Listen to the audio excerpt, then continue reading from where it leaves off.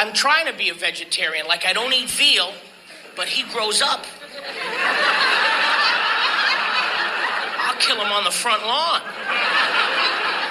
He's got to go.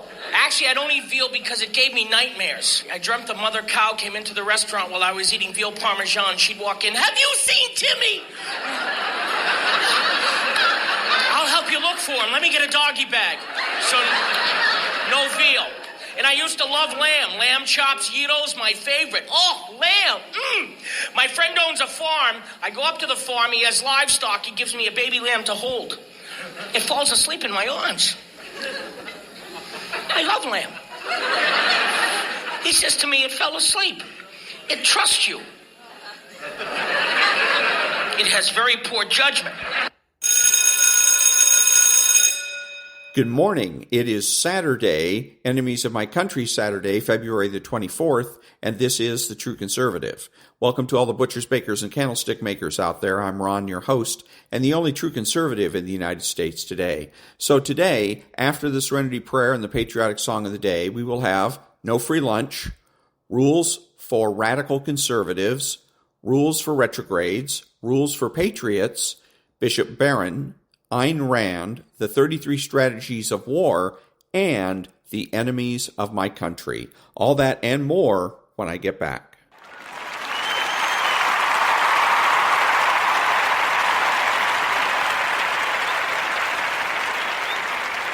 God, grant me the serenity to accept the things I should not change, the courage to change the things I should, and the wisdom to know the difference. Amen.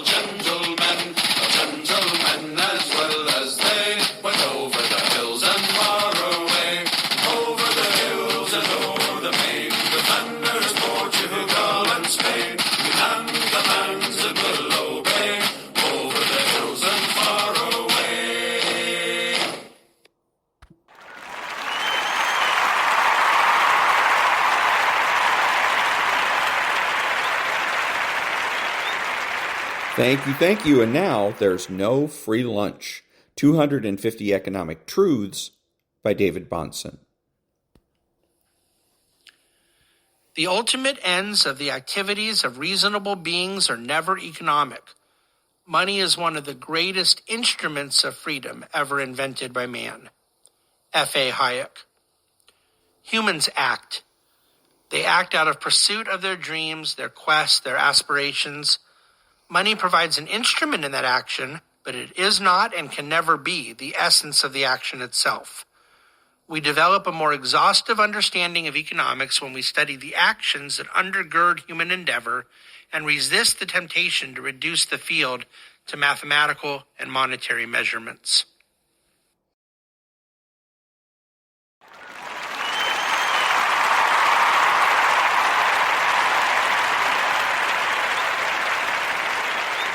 Thank you. And now we pick up where we left off with rules for radical conservatives. Intermission, in which Che and I discuss the sleep of reason. I have a nightmare that someday the scales will fall from people's eyes and they will see us as we really are. Relax, my son. The patients have by now almost completely lost their faculty of reason. We have done our work well. The progress of progressivism is always upward, ever forward. So it is written, so shall it be done. Remember the Brezhnev doctrine. Dad, the Soviet Union collapsed. Half the empire spun off, went democratic, went down the drain, or fell to the Muslims. How is that progress? O ye of little faith. You know I hate it when you quote scripture. What, are you going soft in your old age? The devil can quote scripture to his own ends. How many times have I told you that? Yeah, but how do you know? He told me himself. I was afraid of that, but I'm still having these nightmares. What sort of nightmares, my son? Remember, the sleep of reason produces monsters. Which is exactly my problem. For example, I have a nightmare that the patients reading this book will read C.S. Lewis's The Screwtape Letters and realize that it is not fiction. Not a chance. No one in this culture, in this society, reads anymore.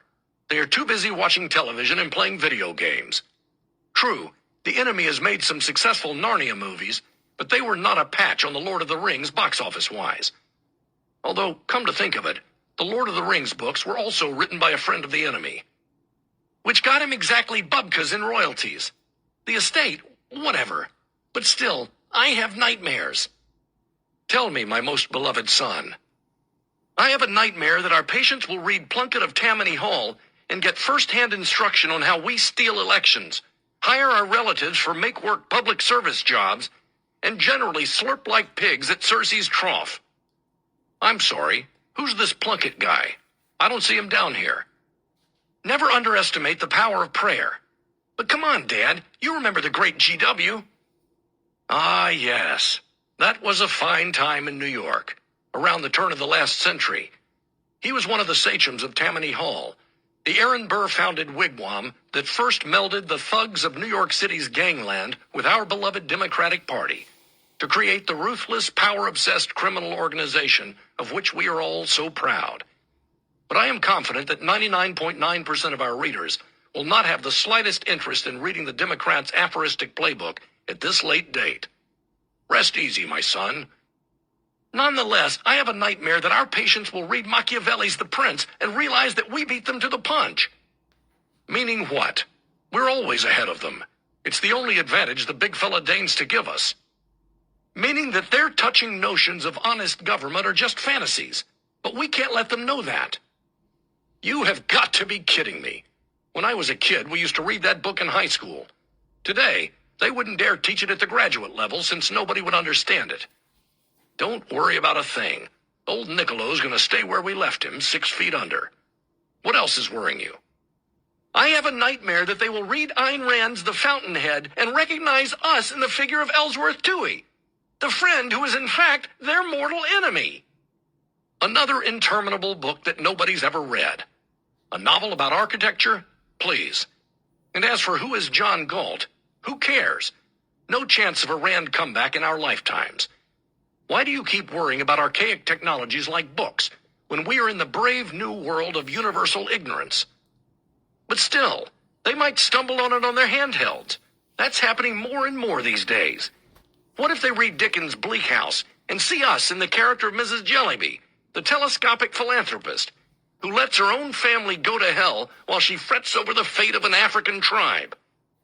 Can I possibly be any clearer? Why would they read when there are so many more entertaining diversions out there? Nobody even saw the Gillian Anderson BBC miniseries version of that ode to the enduring corrosive powers of lawyers and lawsuits. And what's wrong with Mrs. Jellyby anyway? She sounds like a typical progressive, devoting her time and money and energy to people she's never going to meet instead of the people who actually depend on her. I call her a secular saint, whatever that is. I have a nightmare that one day, perhaps during another great awakening, the Supreme Court will overturn Murray versus Curlett, which outlawed school prayer. Yawn. You've already discussed this, Murray Broad.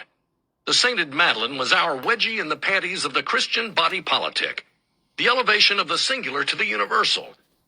Remember, we only have to find one exception to destroy their precious little Weltanschauung. They have to win actually a unanimous verdict. Gaia bless America. But still, Pop, what if she was wrong? Don't even go there. The removal of religion from the public square was the fundamental building block of our revolution. Or rather, the removal of the cornerstone from the enemy's great edifice. Look how far we have come to making atheism the new established church of the United States, one that will have no real gods before it. Can't you just enjoy the moment? I have a nightmare that one day the Supreme Court will overturn Roe v. Wade, thus returning abortion to the states. Although, alas, we will never get those 40 or 50 million dead souls to pay into the Social Security system. You make the one good point the evil anti-choice side has in its unrelenting assault on the original emanation from the penumbra of the riddle wrapped inside the enigma of the Constitution. It's true. We didn't quite think through the consequences of largely unrestricted abortion.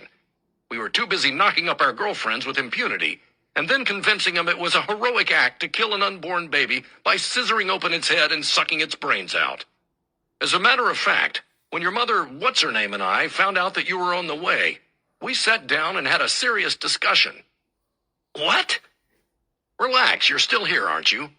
Still, I would have been mighty proud had she chosen to exercise her Gaia-given constitutional right to... But still, isn't there a contradiction here? When you establish a mammoth welfare state, you say that like it's a bad thing. Let me finish.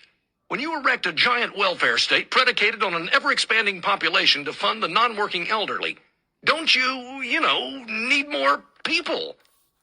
There are too many people on this planet already. Just like we said back in the 1960s, how can you possibly bring a child into this hateful, hurtful, sinful world? But who's going to pay for it all? What are you, stupid? Undocumented aliens, of course. Next nightmare. Well, now that we brought it up, I have a nightmare that I will still be alive when the mother of all Ponzi schemes, Social Security, finally beggars the nation, and the heroic, eco-friendly, childless couples starve to death as they realize they forgot to manufacture their old-age meal tickets. Already discussed. Anyway, there's always euthanasia. For the other guy, I mean. I have a nightmare that one day soon, the New York Times will collapse into irrelevance, along with Time, Newsweek, and the New Yorker, and no one will be there to set the TV network's agendas, forcing a population in desperate need of our wisdom to think for itself. I wouldn't worry about that. Sure, the print media is not what it used to be, and millions of people have discovered that they can live perfectly happily without a weekly news magazine, or even the Times op-ed page. As a friend of mine once said, "Today I have become a man. I canceled my subscription to the New Yorker." But the people united will never be defeated. And that goes for the progressive nomenclatura, too. After all, we've got to figure out a way to pay for those houses in the Hamptons and Bel Air. I have a nightmare that the other side will pick up a copy of Saul Alinsky's Rules for Radicals and actually read it, boring and poorly written as it is. Now you're starting to go too far. That book is top secret. I have a nightmare that they'll organize and rally to take back their country from the frauds, posers, hollow men, gangsters, communist, atheist perverts, daily machine hacks, ballerinas, and Jake Lingles who have parlayed a desire for change, a touching but absurd reliance on hope, and a huge dollop of racial guilt into something this country has never seen before. Hold on a second there. I have a nightmare that they will come to understand the truth of Goya's axiom that the sleep of reason produces monsters. Monsters from the id. Monsters from the id. One of my favorite movies. Didn't Anne Francis look dishy in that little skirt? I have a nightmare that even the father of lies can't fool all of the people all of the time, and that, oh my Gaia! Stop, son, it's time to wake up. Come on, David, calm down. And that, the truth will out, scattering us like so many scuttling Gregor Samsas when the man flips the light switch. Get a grip. I have a nightmare that, ow, you didn't have to hit me. Yes, I did. Now, get back to work. And that was the chapter 19 of Rules for Radical Conservatives by David Kahane. Back in a minute.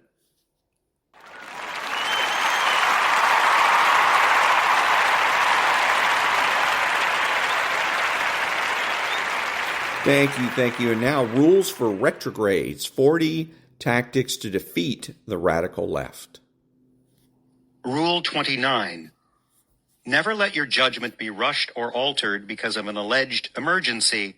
All serious policy initiatives deserve thorough vetting. Radicals love crises because every crisis provides them with leverage to fast-track their agenda under the cover of an exigency and its corollary hubbub. As we've already alluded to, since truth and reason are on the side of the retrograde and not the radical, where there is robust and fair public discourse on a given subject, the soundness of the retrograde's position and the unsoundness of the radicals will be made manifest. A prime example of this is the national debate over the permissibility of abortion. In the decades since the Supreme Court handed down its foul decision in Roe v. Wade, public opinion on abortion has flipped, and America has transitioned from a predominantly pro-choice nation to a predominantly pro-life one. The ambitious radical, therefore, must advance his agenda through sleight of hand and gimmicks, seeing as how when he fights toe-to-toe with the retrograde, he is destined to lose. Guerrilla warfare is the radicals' wheelhouse by necessity. Since a thorough discourse on a policy matter undermines the position of the radical, then it is intuitive that he should seek to expedite such discourse or circumvent it altogether. However, this poses a significant problem. Even the more jejune political muggle is well aware that weighty policy decisions should not be made in a hurry, as haste in important matters lends itself to cataclysmic mistakes. The radical must therefore proffer a reason sufficient to justify shortening the standard public vetting period. Yet, a sufficient reason is difficult to manufacture, even for seasoned manipulators. The radical is clever, though. He bides his time and waits, and the 24-hour news cycle eventually bails him out, providing him with a much-needed catalyst, a headline sure to touch a raw emotional nerve with an overwrought public.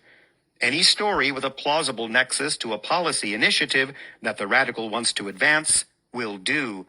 Needing no more prompting, the radical and his media spin machine go to work, agitating for immediate action in the form of the adoption of the radicals' policy initiative, of course, to be taken to remedy the problem at the heart of the news story before any more lives are lost or damage is done, etc. Recent times are dogged by examples of the foregoing modus operandi. Each time a mass shooting occurs, we are barraged by the same nauseatingly stale calls for common sense gun legislation. Anytime a tragedy befalls a group of immigrants crossing the southern border illegally, we can count on having to abide a torrent of lobbying for comprehensive immigration reform, i.e. amnesty. Every time there is particularly inclement weather, perhaps a spate of hurricanes, we know that calls for anti-climate change legislation will climb to fever pitch, because hurricanes didn't take place before the Industrial Revolution. Every time that, due to a glitch in someone's insurance, they are denied funding for a serious operation, we know that calls for universal government health care are right around the corner. Even though these types of stories make the headlines for the very reason that the events they describe are particularly severe and relatively uncommon, radicals play act that the reported goings-on are a daily bane for society and that, if decisive action isn't taken quickly, the results will be catastrophic and irreversible.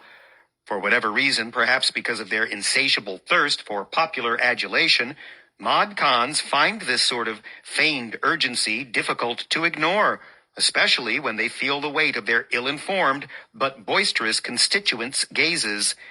Channeling Chicken Little, running around aimlessly, squawking about how the sky is falling, panicking mod cons rush to cooperate with radicals on new policy initiatives, even before the sociology or science tasked with exploring the cause of the tragedy has been settled. But this self-defeating impulse must be avoided.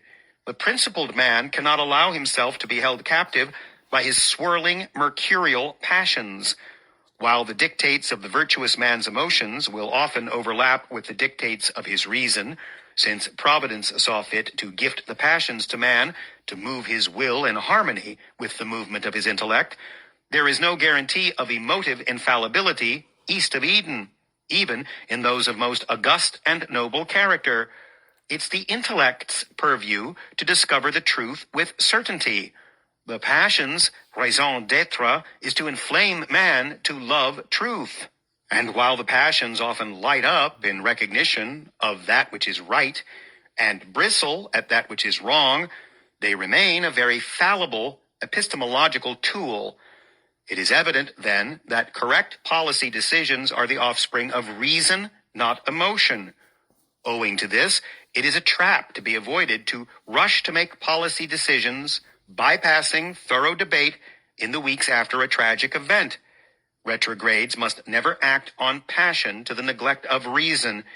Yet, when radicals piggyback advocacy for their policy initiatives on the heels of a recent tragedy, this is precisely what they're goading us to do. To be sure, national tragedies like Sandy Hook and the 2017 Las Vegas shooting shocked and made heartsick every retrograde in America. Nevertheless, the retrograde knows that inaccurate policy solutions are two-headed serpents. They're dangerous affronts to liberty and simultaneously impotent for preventing recurrence of further tragedies of the same kind. The risk of inflicting mortal wounds with ill-considered policy decisions will always be nearly infinitely greater than the risk posed by a reluctant, procedure-bound legislature. One need look no further than to the grand failed political experiments of the collectivist governments of the 20th century for proof of this. The retrograde must be prepared to suffer slings and arrows for being so-called heartless when, in his methodical deliberation, he refuses to run blindly over a legislative cliff. Truly stoic leaders will always have to carry the cross, that is, to suffer the myopic bellyaching of their short-sighted flocks. It is far better to suffer such mortification than to act rashly, either in a fit of rudderless emotion or in an effort to showcase one's wealth of compassion. When we take action too hastily, abridging the salutary deliberative process so crucial to healthy self-governance, we are almost assured to err in our judgments, swallowing the poison pill of radical policy initiatives. Resist this at all costs.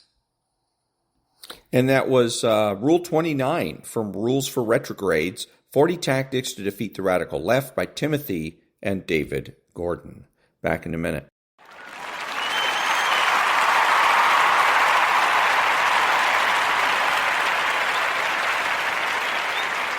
Thank you. And now, Rules for Patriots, How Conservatives Can Win Again by Steve Deese. Chapter 6, Commandment number 5. Reverse the premise of your opponent's argument and use it against him. How many times have you watched the presidential debates in the post-Reagan years with your hands half covering your eyes, just dreading that moment when that gotcha question comes our guy's way? You can almost sense it coming too, can't you? Just when our guy seems to have the momentum and a head of steam, you know the liberal media member pretending to be an impartial moderator is going to drop the proverbial hammer right on our heads. Come on. I can't be the only grassroots conservative out there who has experienced this level of angst watching these things. Be honest with me now. Don't leave me hanging. That's what I thought. I mean, heaven forbid, our Republican champion actually has the worldview and shrewd communication skills to turn the question to his advantage. I mean, we're only running for the highest office in the land here, so it's not like we should expect the best of the best to represent us or anything. At this point, our expectations are so low, we'd settle for our Republican champion to just stop ceding even more ground to the left, let alone taking some back. Too often while watching the campaigns of establishment candidates, our guy actually tries to get to the left of the questioner instead of standing up to him. For instance, you knew the 2008 campaign was over when John McCain mavericked himself all the way to the left of Barack Obama during the bailout, even going so far in one presidential debate as to call for the taxpayers to buy off all the bad home loan debt on top of paying off the TARP. I'm guessing I wasn't the only conservative who was throwing things and screaming words a Christian man should never say at the television screen as Obama got to scold McCain for demanding too much from the taxpayers on national television. We've already written about not accepting the premise of your opponent, but the next step to winning requires borrowing a technique from the martial arts, using your opponent's strength against him. In political combat, we do that by first rejecting your opponent's premise, and then we reverse his premise and we use it against him. Or as Shakespeare put it in Hamlet, to hoist someone from his own petard. Now, Reagan was a Jedi master of this technique. Here are just a couple of many famous examples. During a 1984 presidential debate with Walter Mondale, Reagan responded to mounting criticism he was too old to be president by promising he would not, quote, make his opponent's youth and inexperience an issue in this campaign. That snarky retort even drew a laugh from Mondale himself. At a press conference during his first term, ABC News chief White House correspondent Sam Donaldson asked Reagan if all the blame for the recession at the time rested alone with the Democrat-controlled Congress. Mr. Reagan, does any of the blame belong to you? Donaldson asked the president. Without skipping a beat, Reagan winsomely replied, yes, because for many years, I was a Democrat. While there may never be another Reagan, Texas Senator Ted Cruz looks like the closest thing we've had since, there is no reason why we can't do a better job of hoisting the opposition from its own petard. But to do so requires some of that 3D thinking I referred to in the introduction. You cannot successfully reverse your opponent's premise if you accept it. And unless you know why you believe what you believe, you will accept your opponent's premise more times than not. In the first Reagan example we just cited, notice he rejects the premise outright that he's too old for the job. So instead of arguing his qualifications, he makes a crack, undercutting the qualifications of his opponent. But Steve, some of you will say, aren't we tired of politicians who won't answer the question they were asked? Yes, but if the premise of the question is flawed, you should never dignify it with an answer. Gotcha questions with no attempt to address anything substantive are the left's version of, did you beat your wife last night? Once you start going down that rabbit trail, you end up chasing your own tail. Instead, you need to reverse the premise and put them on the defensive. Let them know that it ain't no fun when the rabbit's got the gun. On the other hand, you also don't want to come across as evasive, which is why reversing the premise and using it against them is so key. You're turning the argument of your opponent around on them to demonstrate the total lack of substance and merit of their argument. In the second aforementioned Reagan example, he utilizes the second dimension of our 3D thinking perfectly, which is know why others believe what they believe. Reagan knew that Donaldson was a liberal. Therefore, Reagan knew that Donaldson was just looking for a gotcha question. He wasn't looking for a substantive discussion on what policies were necessary to get us out of the recession at the time.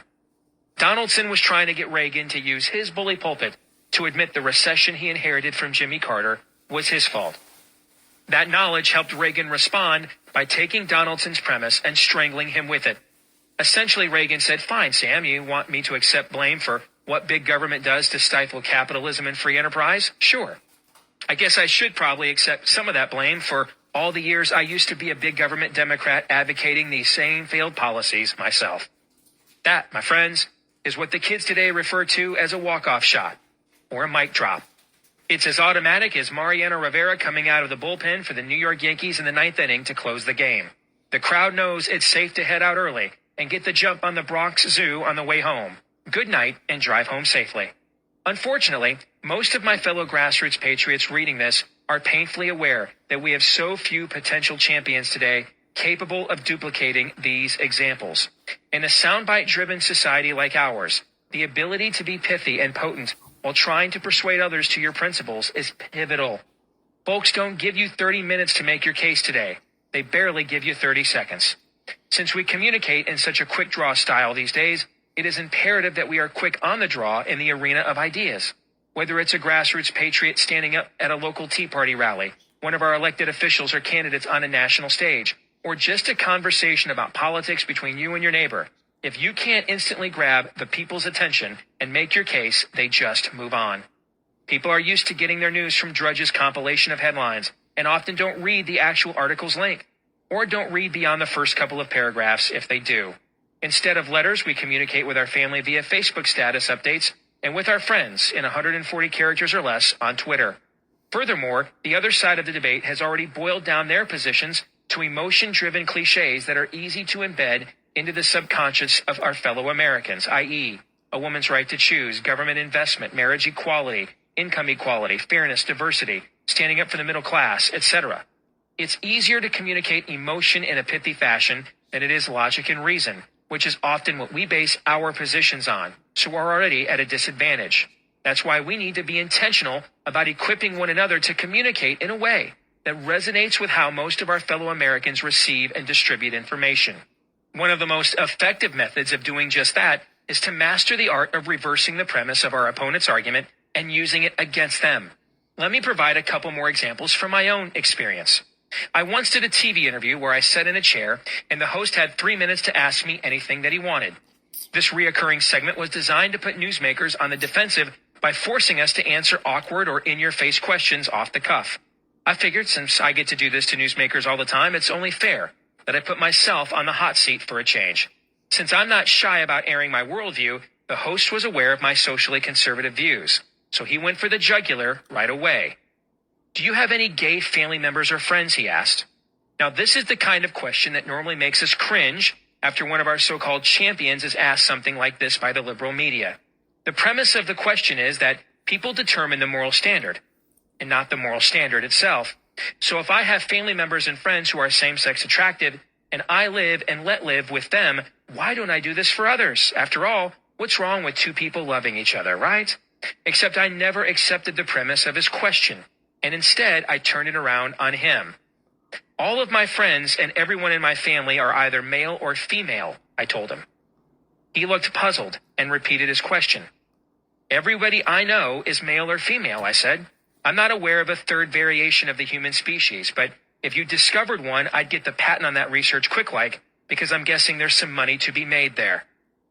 At this point, it became clear he'd never run into anybody capable of doing this before, and was used to being the one framing the argument. Left with no liberal cliches to rely upon, he had to just come right out and say it now. "Is anybody you know or care about currently having sex with someone of the same gender?" he awkwardly asked. First, by never accepting his premise, I have forced him to accept mine, which is our gender is predetermined at birth, no matter what our desires and preferences are. Therefore, gender identity and sexual orientation are just Orwellian talking points devised to distract us from what we're really talking about here: who someone wants to have sex with and how they want to have sex with them. This isn't about any virtue higher than men having sex with men and women having sex with women, despite the fact the anatomy of each makes that rather difficult on its own because the parts weren't designed to work that way. In addition, by making him ask his question this way, it looks like he's the one on a witch hunt and not me. Most Americans, regardless of political persuasion, have wrongly privatized sexual ethics. I heard from several people who saw the interview how they couldn't believe he was butting his nose into my private business like that. While I don't agree with that premise, I'm certainly more than willing to reverse it and use it against him, and when I did so, I went in for the kill.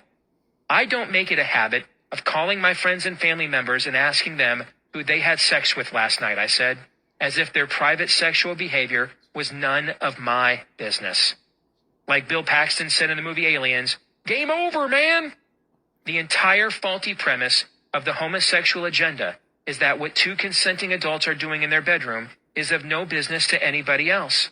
In reality, the motto of this movement is, "You will be made to care." That's why they make it our business by invading the public policy arena, demanding validation for their private bedroom behavior, in a manner that compels the rest of us to alter our morality and religious freedom to accommodate them. By forcing the interviewer to pester me to the point he had no choice but to abandon the liberal talking points and invade my family's privacy, I had reversed his faulty premise and used it against him. Even better, this all happened in less than 90 seconds, so it kept everyone's attention. After the interview, Dick Bott of Bott Radio Network, a legend in Christian broadcasting, called me to tell me that was about the best defense of our belief system in 3 minutes he'd ever seen. I was faced with a similar situation on another issue during a nationally televised interview I did during the 2012 presidential primary. I was challenged by the interviewer with how I, as a Christian, could talk about grace and love while at the same time argue to end government programs to help the poor and needy. Again, this is the sort of question that all too often the Mitt McCains and George McDoles face from the national media that produces that cringe-inducing response. But if you have a solid worldview, it's like sitting on a fastball with a 3-1 count.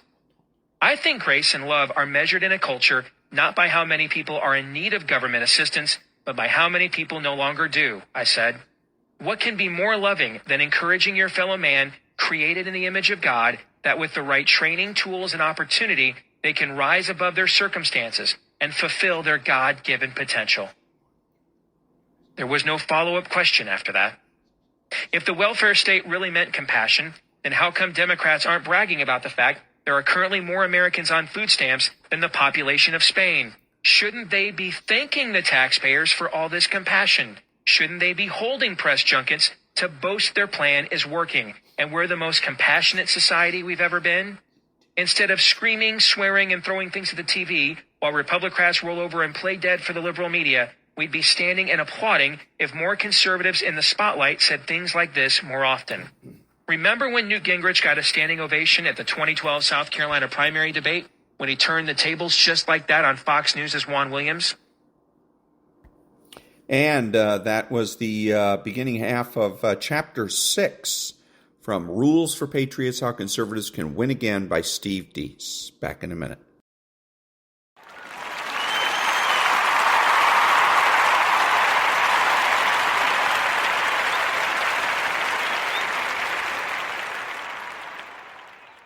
Thank you. And now the Daily Law for February the 24th from the Daily Laws. February 24th.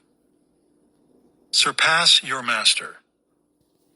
Poor is the apprentice who does not surpass his master. Leonardo da Vinci. It is often a curse to learn under someone so brilliant and accomplished. Your own confidence becomes crushed as you struggle to follow all of their great ideas. Many apprentices become lost in the shadow of their illustrious mentors and never amount to anything. Because of his ambition, the pianist Glenn Gould found his way to the only real solution to this dilemma. He would listen to all of his mentor Alberto Guerrero's ideas about music and try them out. In the course of playing, he would subtly alter these ideas to suit his inclinations. This would make him feel that he had his own voice. As the years went by, he made this differentiation between himself and his instructor more pronounced. Because he was so impressionable, over the course of the apprenticeship, he had unconsciously internalized all of the important ideas of his mentor. But through his own active engagement, he had managed to adapt them to his individuality. In this way, he could learn and yet incubate a creative spirit that would help set him apart from everyone else once he left Guerrero. Daily Law. Beware the illustrious mentor's shadow. Try out their ideas, but always transfigure them and differentiate yourself. Your goal is to surpass them. Mastery, Chapter 3. Absorb the master's power, the mentor dynamic. And that was the Daily Law for February the 24th from the Daily Laws by Robert Greene. Back in a minute.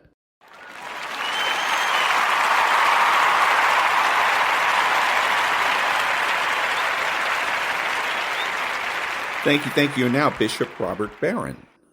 If we're just talking to God in an undifferentiated way, then we're not praying in a manner different than the way a Jew or a Muslim or a general monotheist would pray. What's the Christian difference? The Christian difference is that the one God who's displayed himself now as Father, Son, and Spirit, we pray to the Father as though the Son has his arm around our shoulder, because the Father sent the Son into our own humanity, into our sin and death. So the Son's gone all the way out. So the Son now helps us to pray to the Father. Now, where's the Holy Spirit come in? The Holy Spirit is the love that connects the Father and the Son. In fact, now in this prayer, the Son's arm around my shoulder directed to the Father is a prayer in the Holy Spirit. I've been drawn into the dynamics of the love between the Father and the Son. God has opened up the Trinitarian life and now includes us in it.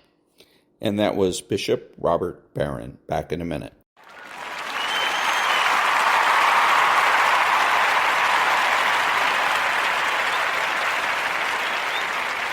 Thank you. And now the Ayn Rand thought of the day. Quote, would you be willing and able to act on the belief that altruism is a moral ideal, that you must sacrifice everything you love, seek, own, or desire, including your life, for the benefit of any and every stranger, unquote. And that was the Ayn Rand thought of the day. Back in a minute.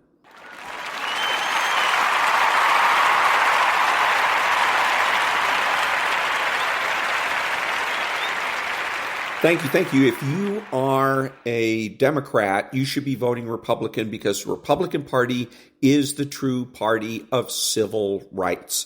It always has been. It was the party of civil rights in the Civil War, and right after the Civil War, it is the party that came up with the first three civil rights bills, all that were killed by Democrats, by the way. So it's the Republican Party that has always been about civil rights. So if you as a Democrat are interested in civil rights, you need to vote Republican and become a Republican. Back in a minute.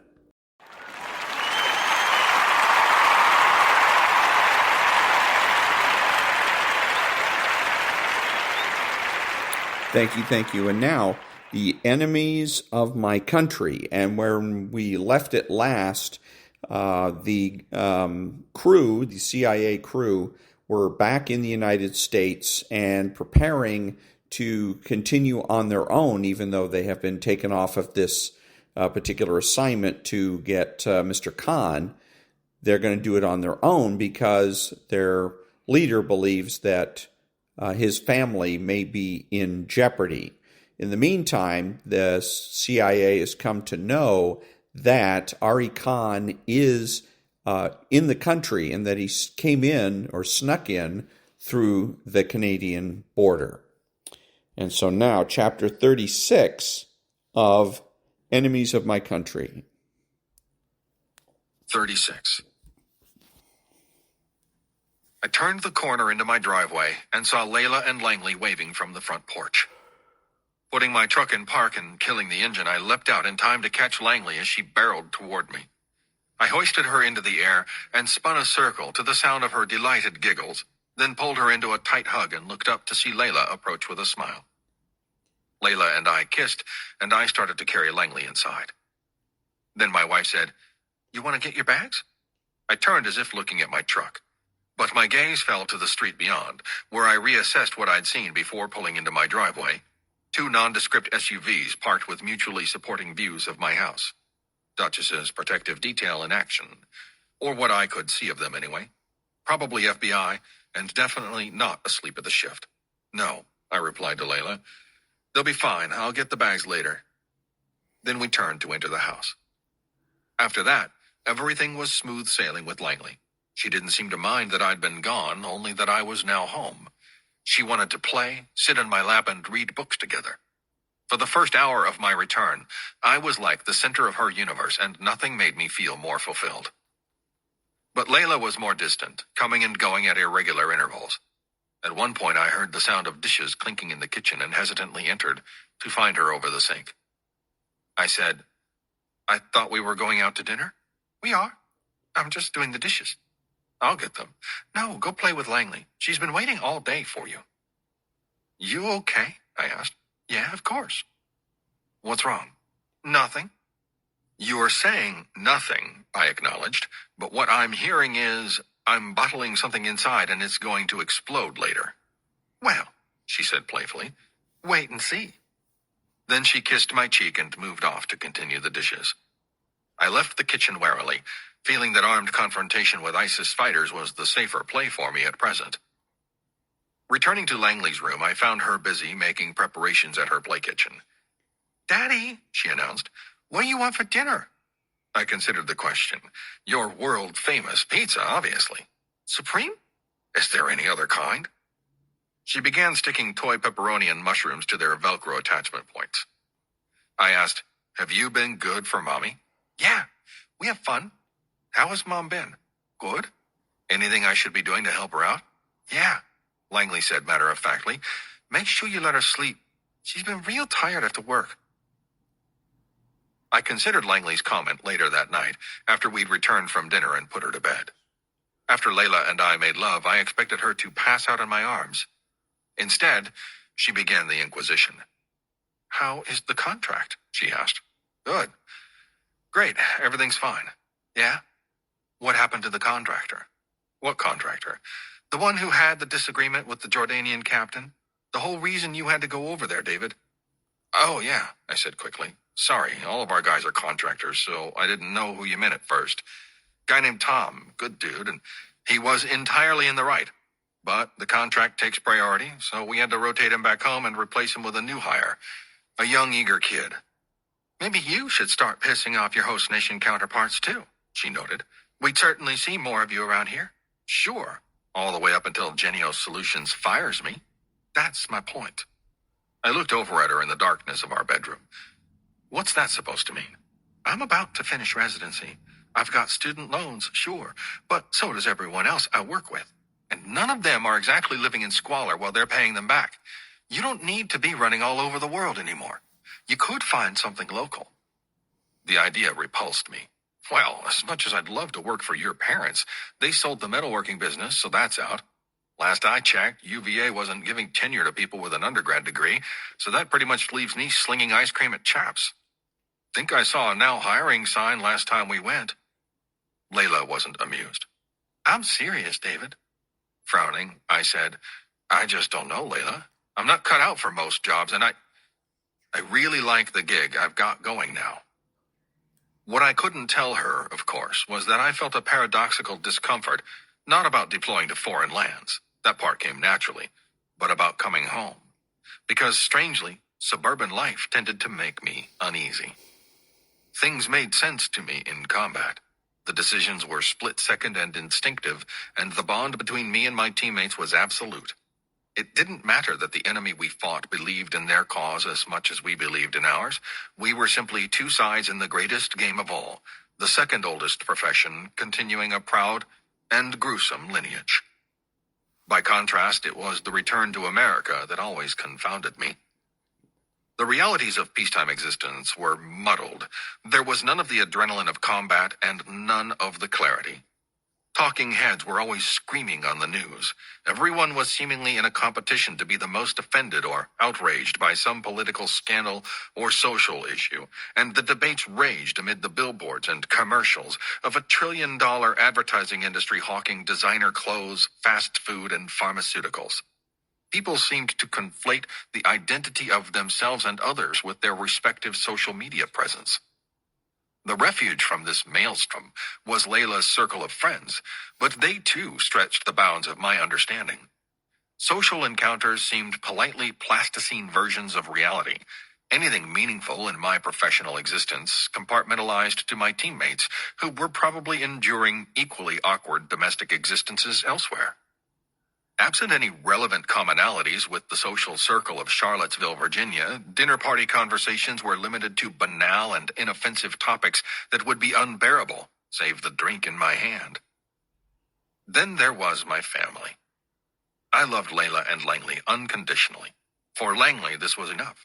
She needed the constant presence and playfulness, and that was my natural state with her. If I was brooding over something, she'd know immediately and cheer me up at once. But Layla was vexing. On the outside, everything was fine. We rarely argued and seemed to get along well enough. but I sometimes got the feeling that we were each playing the role of spouse, and she was the only one holding up her end of the bargain. She'd describe her workday, venting as necessary, and I'd listen compassionately, then lie about my own job. And it wasn't entirely because my security classification required it. I wasn't concerned about Layla accidentally divulging any secrets to a foreign agent. The bigger issue was this. What was I supposed to tell her? That I was essentially a new breed of government contract killer? There was no gentleman's pistol duel at sunrise aspect to what my team had been designed to do. There were threats to our country, and we were one small and extraordinarily violent cog in the machinery of national defense. We existed on the legal fringe of sanctioned paramilitary action, and when we were employed, it was to kill a designated terrorist efficiently, covertly, and ruthlessly. What was Layla supposed to do with that information, even if I told her? Judge it against the backdrop of her upper-middle-class existence? Or do what I feared most, and leave me? I didn't know, and had no intention of finding out. After all, my goal here was a happy marriage for myself and Layla, and a happy childhood for Langley. Neither of them needed to deal with my issues. So I hid the obvious facts. Outside of combat, I wasn't even like a fish on land. I was like a fish catapulting through the sky. I'd spent so much of my adult life at war of one kind or another that the bucolic sanctum of peacetime felt like an alien realm. Everything was muted, strange to me, and I struggled to play my part as a normal member of society. Finally, I said to Layla, "You know what? Why don't we talk about this tomorrow?" It was no use. She was already asleep, breathing softly against my shoulder. 37. Chief Petty Officer Barry Steele steadied himself on the deck, watching the ocean view pitch beyond the bow of his 28-foot craft. Squinting behind the shaded lenses of his shooting glasses, he felt the choppy Atlantic sea spray hitting his face as he tried to acquire visual of his target vessel. He could make out the distant orange specks of the circling helicopters, but the short waves obscured his view of the vessel to their front. Then he heard the voice of an aerial gunner squawking over his radio mic. "Crew of the Scillis, stop your vessel, stop your vessel. This is the U.S. Coast Guard on Channel 16. Turning to face the 3 Coast Guardsmen behind him, Steele shouted over the sound of the surf. "There's the call." The trio of men shot him a thumbs up, each attired as he was in tactical gear with weapons slung. He looked forward, listening over the internal frequency as the gunner broadcasted, "Vessel is compliant, cutting power. 2 packs visible on deck, both unarmed." Steele had personally led over a dozen boarding events in his 9 years of service in Hytron. He'd since been promoted out of that job, reluctantly assuming more administrative and leadership positions as the next generations of Coast Guardsmen filled the ranks behind him. But today was no ordinary interdiction. His first sign that today would proceed like no other came at 5:00 a.m. that morning, when they'd received the tasking for a pre-planned interdiction of a vessel inbound for the World Ocean Super Yacht Marina in Jacksonville. Their mission was to stop the craft, then board and search it for narcotics. To Steele, there was just one small complication. That wasn't their job. Well, that wasn't entirely true. As a unit, Hytron was born and bred to stop smuggling vessels inbound for the U.S. coastline. To that end, they worked extensively with U.S. and foreign agencies that provided intelligence on the shipping corridors and departure times, much of it obtained by agents embedded in South America. However, that was where the similarities with today's mission ended. Legally, Hytron could pursue a vessel only under very specific conditions. It had to be a go-fast boat, or a high-speed, open-hull craft in international waters, suspected of drug smuggling and without any visible indication of nationality. Nowhere in that job description, nor in Steele's years of experience, had a yacht ever been involved. Especially not one flagged as a Chinese vessel.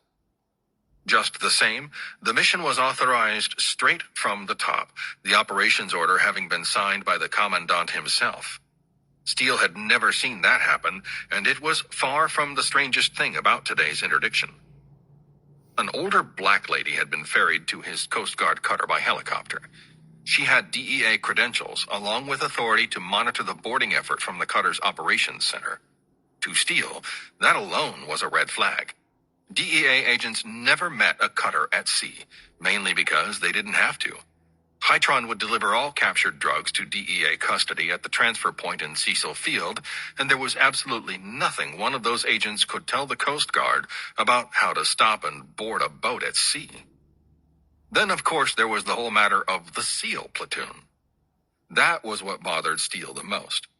The Navy SEALs had forward deployed to the Hytron base, along with their contingent of Seahawk helicopters. They were currently airborne, orbiting just beyond the Hytron flight paths, ready to storm the yacht, but only if needed. In the event of enemy fire, Steele had orders to abort the boarding attempt and let the SEALs take the yacht by force. Reasonable enough, he thought, except for the fact that Hytron was already armed to the teeth and fully capable of dealing with shooters. His gunners aboard the helicopters were armed with M240 machine guns for warning shots, Barrett M107 sniper rifles for disabling engine blocks, and modified M14 EBRs as a backup weapon. The tactical boarding team members, himself included, carried .40 caliber sidearms, M16 rifles, and shotguns with 2 separate loads, one with sabot slugs, the other with less than lethal beanbag rounds. With all that armament, Steele thought the DEA should have either let Hytron do its job or just punt the entire interdiction to the SEALs. He could only find one explanation for this half measure of letting Hytron stop the yacht and board while keeping the SEALs out of sight. Unlike the other military service branches, the Coast Guard operated under the Department of Homeland Security. That gave them unique legal authorities in the waters off the U.S. coast, and Steele suspected those authorities were being exploited by someone who desperately wanted to search the vessel he now approached. He captured his first glimpses of it through the waves and watched in awe as the yacht drew nearer.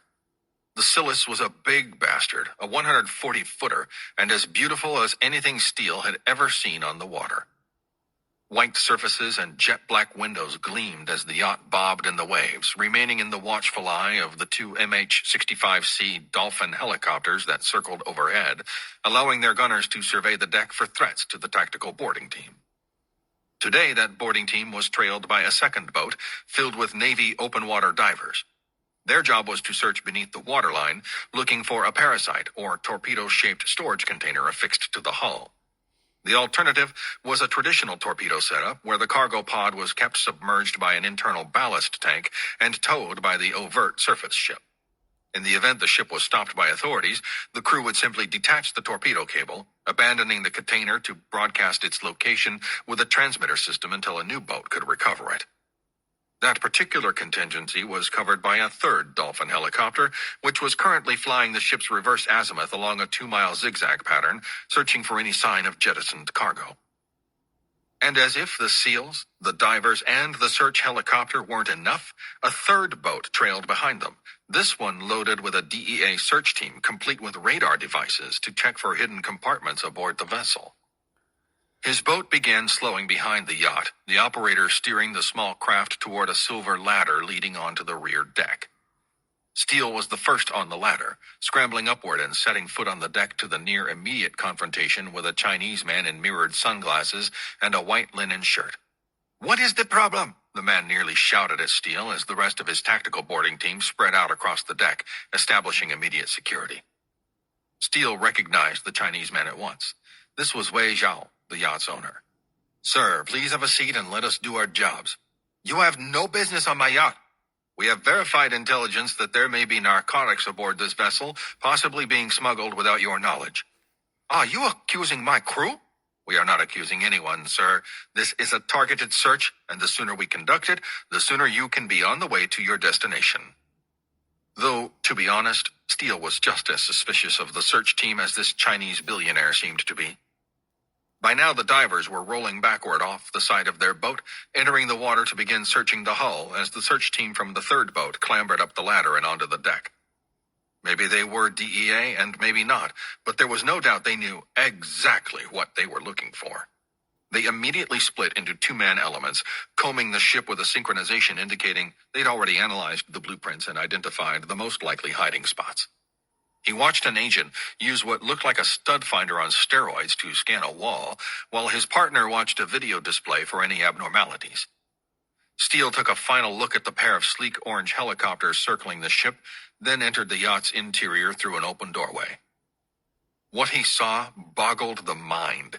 Every room of the yacht was like its own five-star hotel, filled with lavish furniture and fully stocked bars, gleaming marble floors and plush beds. For the staff on board, of course, this was a nightmare situation. Luxury yacht crews were used to running around with a cloth, wiping down fingerprints on polished surfaces the moment the VIP had left a room. Now, the DEA inspectors were sweeping across the ship, entering every nook and leaving no cabinet unchecked in their meticulous search for, well, whatever the hell it was they were looking for, Steele thought. Because it didn't look like a routine drug bust, and no billionaire in the world would risk his fortune by smuggling forbidden cargo in his personal yacht. But just the same, Steele knew he'd been directed to interdict the Scillas for a reason. He looked forward to learning what that reason was, anticipating that he was about to have a role in some historic seizure for the Coast Guard.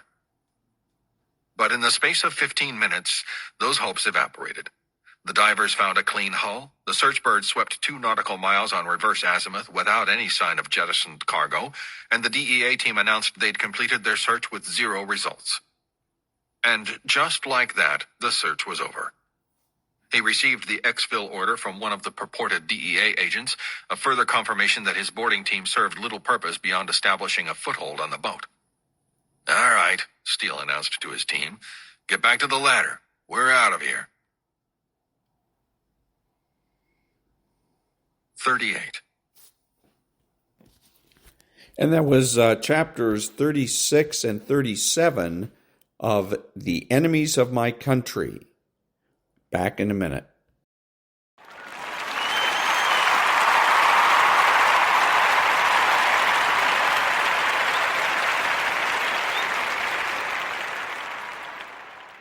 Thank you. This is Ron, your host, the only true conservative in the United States today, bidding adios to all the butchers, bakers, and candlestick makers out there and reminding you that you are not neutral and that the government has no rights.